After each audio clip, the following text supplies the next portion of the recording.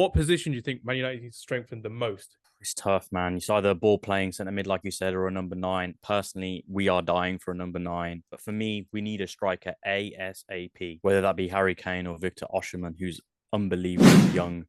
Either way, we need someone as a focal point because as we saw in that game, Valvego's definitely not the answer. Playing him as a floating striker number 10 just doesn't work. Rashford's not a striker. I don't know why people think it was like a couple of seasons ago. I remember when everyone at the Arsenal thought Theo Walcott was a striker. It's like, no, he's not. He's more of a winger, really. Same with Rashford. He's a winger. That's where he affects the game most, especially cutting in. I agree 100%. I think we all said this at the start of the season. Our home form has been amazing. As we've gone better and better, that we still need a number 9 to be able to compete with them at the top. Weghorst, I can't really be too critical of him. Nobody's ever going to say no to Manchester United, are they? And I think he's come in because Erik ten Hag was desperate for options. The board didn't want to spend any money. And Erik ten Hag thought probably the best person I can get on board is one who's going to run a lot for me up top. Now, Weghorst has been brilliant in some games, but then there has been games, on the other hand, where he just hasn't been effective at all. No matter how much he's run, once the press gets beaten, it's like we're kind of wide open in the middle. Really and truly, the first thing you want from your number 9 is to be putting chances away. And Weghorst hasn't done that. I honestly think that's where we're missing it as well. Like, even if we're not taking Harry Kane as an example, if we're taking Ivan Toney's goals for the season into Manchester United's first team as well, that's getting us from third to second, maybe even third to first because of the lack of 15 goals that we've had. And we've all spoken about Anthony Martial in the past as well, about how he's always been a ghost for us. He's always injured. He's never really fit for a run of games. And it's really, really annoying as a Man United fan. With Benfica, they do have a striker called Gonçalo Ramos who scored 2 very good goals yesterday. And we were looking at a number 9 earlier with Osimhen and Kane. Is he the answer for Man United? Do you reckon he could be the answer for 40, 50 million? Or do you reckon Benfica will do one of those where they do it at 80, 90 million like Darwin Núñez?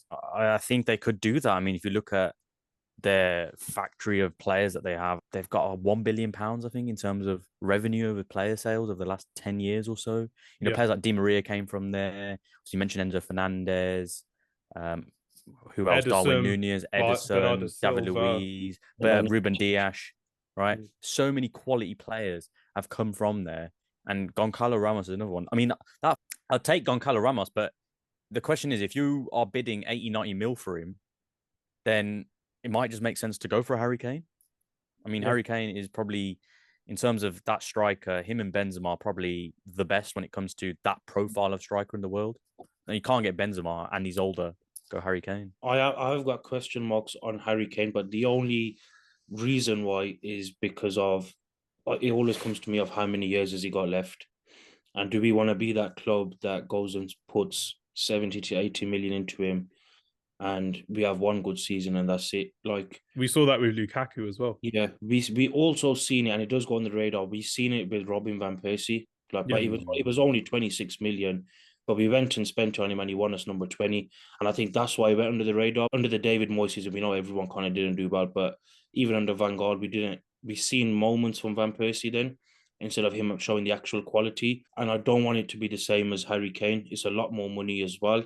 I've always been a fan of Harry Kane, but at the same time, I just think he's really silly for choosing to stay at Spurs. Blind loyalty. Yeah, it doesn't make no sense to me. Like, you're a very good player, world-class striker. You could walk into pretty much any team in the world at number 9 and he'll go get you 20 to 30 goals a season without a doubt. So I would completely take him. The only worry is how many years do we get out of him at the top level? And I do truly believe if he was to come in next season and be our number 9, I think we could actually go challenge for the league.